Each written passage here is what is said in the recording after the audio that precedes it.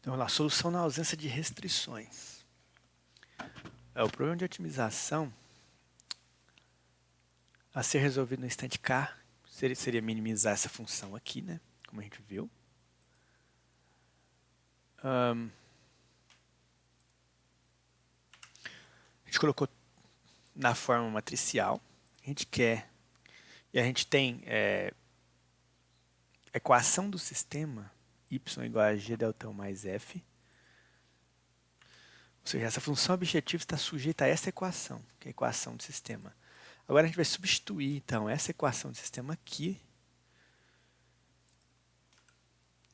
assim como a gente fez para o sistema CISO, tem toda aquela parte algébrica lá, para chegar nessa função objetiva aqui, meio de delta U transposto, tudo em função de delta U, ou seja, nós eliminamos a variável y, deixamos a função objetiva somente em função da variável incremental. E para fazer isso, utilizamos a equação de sistema, que relaciona o y com o delta U, porque elas não são independentes, as variáveis, elas são variáveis dependentes, relacionadas pela equação do sistema, pelo modelo do sistema. Então, encontramos agora essa equação. Aqui a gente deduz, né, que essa é a equação da Hessiana e do termo constante C é essa. Exatamente como no sistema CIS, com a diferença de que quase exatamente igual, que agora tem um Q e um R aqui, né? São matrizes, e essas matrizes são bem maiores do que para o sistema CISO. Recordando que se R é maior que zero, o H também, a Hessiana também será maior que zero, ou seja, será definida positiva, a matriz H.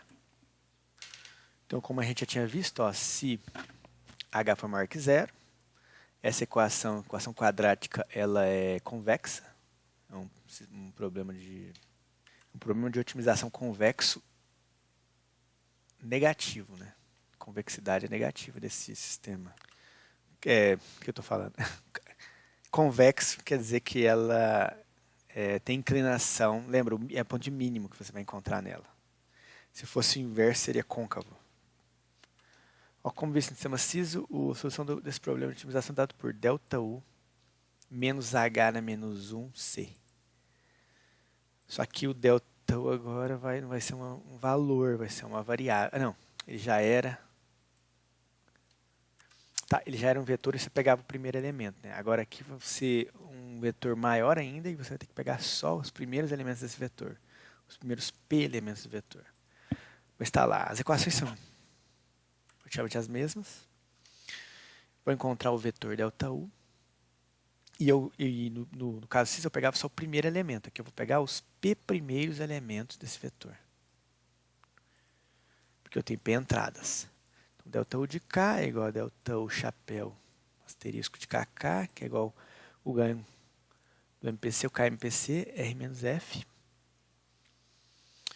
E por fim, como é que eu calculo o KMPC, né, que é esse ganho aqui? No CISO aqui era 1, 0, 0, 0, 0. Agora vai ser uma matriz de identidade de P por P e o resto são zeros, multiplicados pelo termo G transposto Q, G mais R menos 1, G transposto Q. MPC empregando modelo no espaço de estados. Então, resumindo isso, né, que a gente falou até agora. Você tem que encontrar as matrizes A, B, C e D, se tiverem D, né, do modelo de espaço de estados. Definir os pesos Mi1 a Q e os pesos dos controles Rho1 a Rho-P. Definir o horizonte de predição e de controle. Fazer a inicialização das matrizes, encontrar as matrizes aumentadas, ATIL, BTIL, CTIL, etc. E Φ.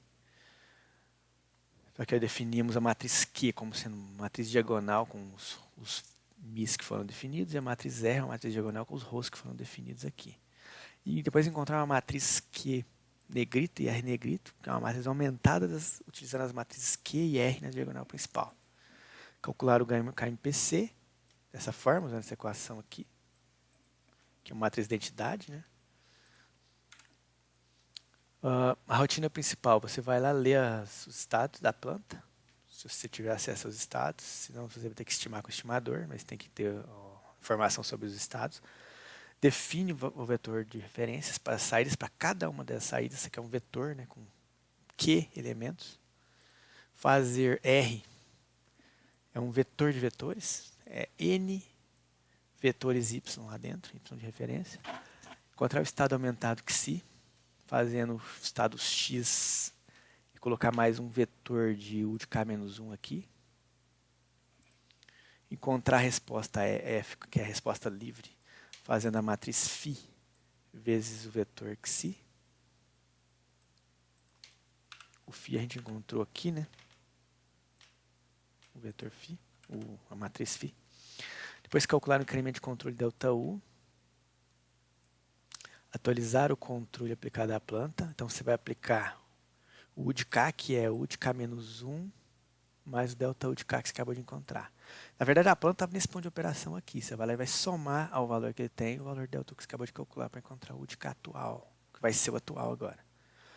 Aí faz K igual a K menos 1, espera o instante de amostragem terminar, que você está na janela de amostragem lá, para retornar ao próximo passo de novo. E vai começar todo o processo no próximo iteração, a próxima amostragem da planta. Implementação no MATLAB. As matrizes SS deu, né? Esses aqui são os dois arquivos que você vai encontrar lá no MATLAB.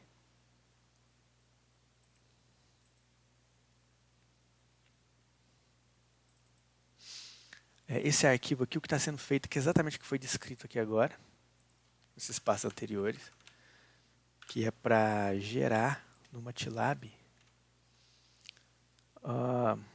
as matrizes atil, betil, cetil, a matriz G, matriz dinâmica, a matriz Q, R. Então está sendo gerado nesse arquivo aqui. E tem o controlador MPC também, usando uma S-Function, nesse arquivo aqui. Como um exemplo, uma aplicação, a gente vai utilizar o controle da dinâmica longitudinal de uma aeronave Boeing 747. Esse é o exemplo. Longitudinal é para frente no sentido mesmo de... longitudinal, né? Da cauda para o bico. Quando a aeronave está indo para frente, está indo no sentido longitudinal. Altitude dessa aeronave 40 mil pés, velocidade 774 pés por segundo, ou Mach 0,8, que dá 987,84 km por hora. Só recordando aqui rapidamente, ó, os sentidos de giro do avião são 3, né? Que é o pitch, ou arfagem, rolagem, roll, guinada e yaw. Então, o mais fácil é a rolagem, que é basicamente ela está girando o próprio eixo aqui, a aeronave, né? Roll. O pitch é quando ela desce o bico para frente ou para baixo ou para cima, né? Está mexendo o bico da aeronave. É a arfagem ou pitch. E quando ele gira no próprio eixo, passa o eixo aqui, ele está girando a cauda para um lado e o bico para o outro lado, girando no plano aqui. Esse é o yaw, ou a guinada, né? O modelo adotado para essa simulação, para esse exemplo, é um modelo linear, né? Foi linearizado, então porque o modelo original não linear foi linearizado, tendo 4 estados do sistema. Isso aqui não é um modelo completo, tá? É só um modelo simulando parcialmente o movimento da aeronave. Então é o x-estado 1, x1, primeiro estado, é a velocidade do eixo longitudinal, W, velocidade do eixo vertical. Então, essa velocidade do eixo longitudinal, como eu falei, imagina uma reta passando pela cauda e pelo bico da aeronave, isso é longitudinal. A vertical é justamente essa que está essa seta aqui, a vertical. Então a aeronave, imagina a aeronave subindo igual o helicóptero aqui. Isso aqui é a vertical, isso aqui é a longitudinal.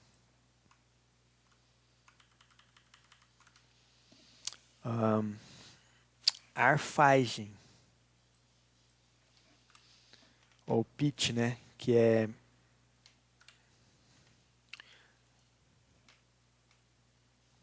como você pode observar aqui, essa velocidade está dando em ângulos, um ângulo, radianos por segundo, na verdade não é radiano, é C, rad, que é 1/100º de radiano. Então é uma velocidade angular isso aqui, tá? Esse Q. É um ômegazinho aí, que é dado em C rad por segundo, ou seja, centésimo de radiano por segundo. E ele é uma velocidade que está dizendo isso aqui, ó. Qual é a taxa de variação desse ângulo aqui de arfagem, quando o bico sobe ou desce. E o θ é o ângulo de atitude da aeronave. Tá? Por atitude, ó, ou pitch, é o ângulo formado entre o horizonte e o eixo longitudinal do avião, que na verdade é o ângulo, esse ângulo de pitch aqui. Ó.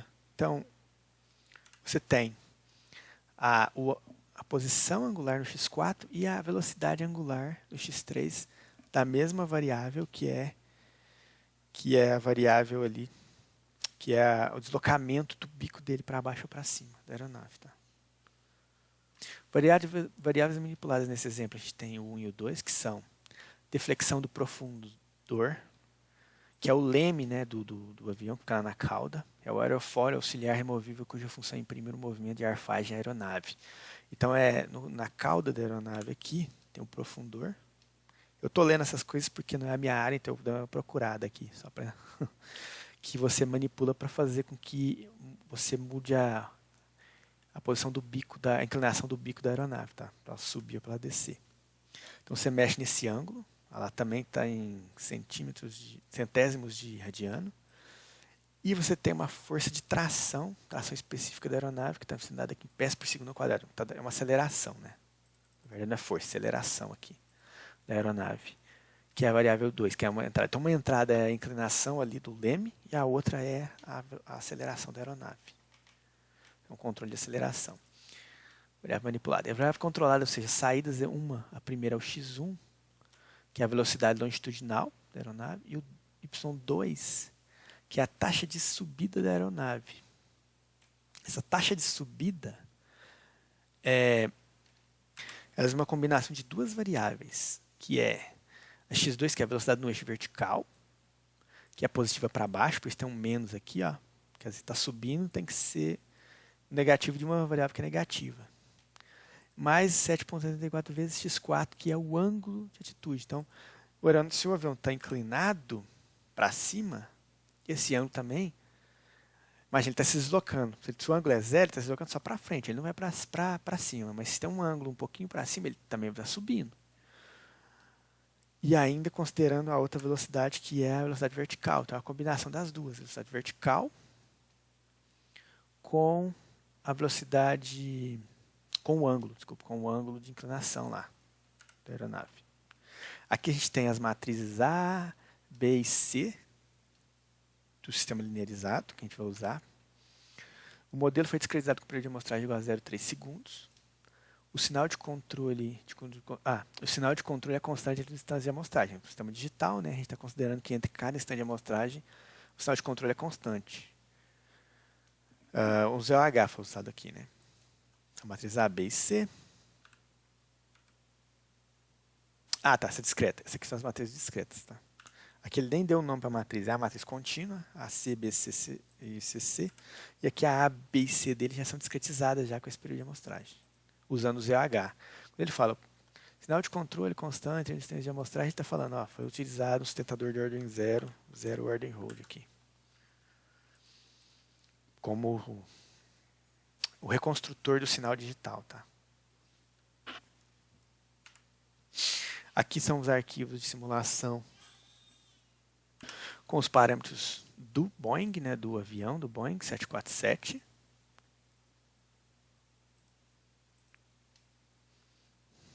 Parâmetros do Boeing 747. Olha lá, matriz contínua, a B, a C e a D, 000, perdi a amostragem, aqui ela foi discretizada. Então, ele encontrou a matriz A e B discreta, que é igual ao C2D, é um comando Continuous to Discrete, esse M é para usar espaço status. Das matrizes contínuas, período de amostragem, o método usado ZOH, Zero Order Hold, no MATLAB. É uma observação aqui, tá? Observa que ele só discretizou de verdade, ele usou tudo para discretizar, mas ele só está pegando e encontrando as matrizes A e B discretas, porque a C e a D não mudam. Não muda por quê? Pelo método que a gente está utilizando aqui para fazer discretização. Esse método do MATLAB aqui que utiliza provavelmente uma técnica que você mantém a matriz, ao encontrar as matrizes discretas, você mantém as matrizes C e D iguais às contínuas e só a A e a B que vão mudar. Porque relembram que quando você obtém uma representação por espaço de estados de um sistema, existem infinitas combinações de matrizes A, B, C e D que representam o mesmo sistema. Então eu poderia ter discretizado esse sistema e encontrado uma representação A, B, C e D em que o A, o B, o C e o D... o D sempre vai ser igual. Desculpa, o A, B e o C seriam diferentes das contínuas. Existe uma representação em que o C não muda, ele é a mesma da contínua, que foi usada aqui. Se eu usasse uma forma de representar diferente, fizesse uma transformação de similaridade, o C poderia ser um C discretamente diferente. Mas nesse caso ele usou a forma mais simples, não precisou fazer nada disso. Ó, aqui tem o arquivo B7MDL, que é o arquivo de simulação, né? Diagrama de simulação. Vamos abrir ele, que é o B747MDL. Enquanto abre lá o arquivo de simulação, aqui, ó, parâmetros utilizados na simulação. O comando a referência é mais 10 pés por segundo na taxa de subida. Horizonte de predição de 10, horizonte de controle de 5, peso na saída Mi 1 e 1, porque esse sistema tem duas entradas, né? E ele tem duas saídas. Não, desculpa, tem duas saídas, né? O Mi é da saída. E tem duas entradas, são os ROs. Então eu só tenho o Mi1, Mi2, Ro1, Ro2. Então como a gente pode observar aqui, está aqui as duas entradas. Uma é a taxa de subida, que foi definido como 10, e a velocidade como 0. Então na verdade ele quer ter uma taxa de subida que a aeronave suba, mas que tenha a velocidade 0. Que velocidade é essa? Longitudinal, tá, da aeronave. As referências de quem? Das saídas, ó, a velocidade em vermelho lá, que vai ser a velocidade da aeronave longitudinal, e a taxa de subida vai estar em roxo aqui na simulação. Os variáveis manipuladas são o ângulo do profundor e a tração específica, que é a aceleração da aeronave. Vamos lá. Antes de você simular, você tem que executar o script de inicialização parâmetro 747. Que isso aqui tem que vir aqui rodar ele para jogar por Workspace esses dados. Ver por Workspace, agora eu posso vir aqui simular. Ótimo. Vamos ver aqui como é que está.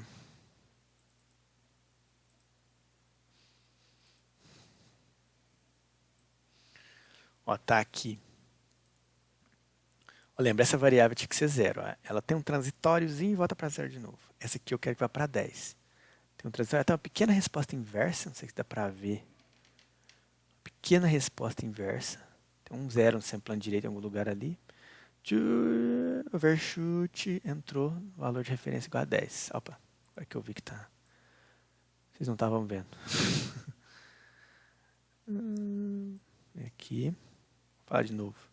Tem uma pequena resposta inversa aqui. Um 0 no seu plano direito. Volta, overshoot, entrou em regime permanente com a variável igual a 10. Valor da variável igual a 10. As variáveis, né, manipuladas, que são a saída do controlador e a entrada da planta, está aqui. Ó. Ângulo do profundor é o ângulo lá atrás, né, da aeronave. Estava negativo, subiu. Entrou em regime permanente com um ângulo bem pequeno aqui. E a aceleração da aeronave. Então está aqui, ó. 0,20 alguma coisa, 0,40 alguma coisa.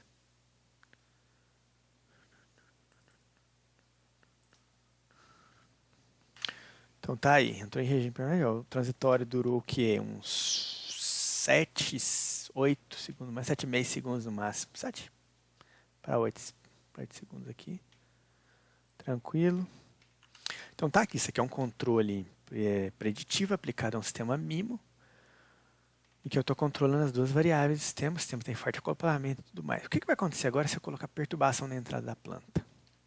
Porque o modelo que a gente está usando aqui, ó, ele não tem observador, a gente não incluiu nada para eliminar erro de regime permanente.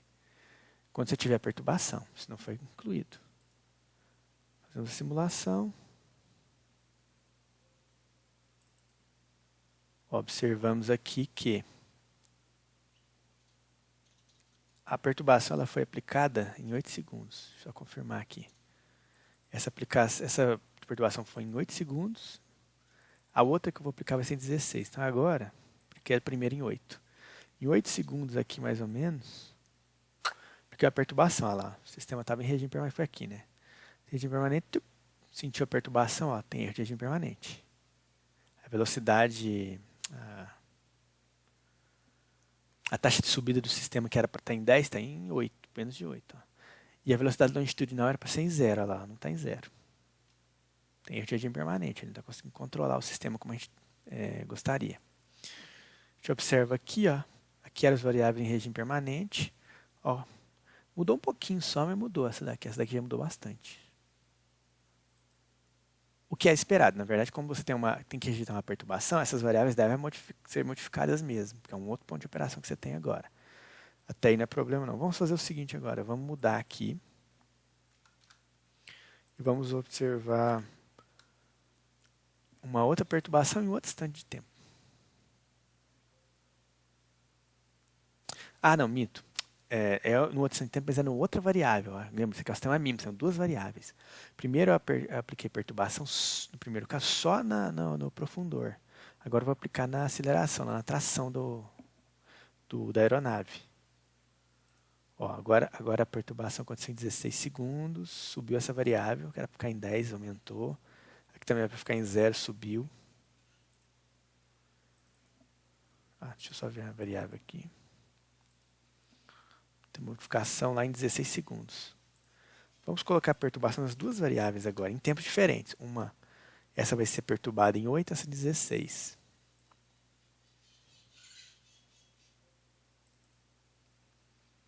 Está aqui, perturbação em 8 segundos, perturbação em 16 segundos. 8, 16.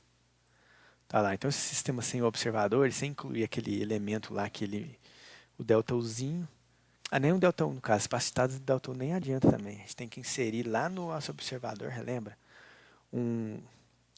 A predição da perturbação, ou seja, coloca um valor constante. Se a gente quer rejeitar uma perturbação constante, temos que inserir esse elemento lá no meu observador de estados.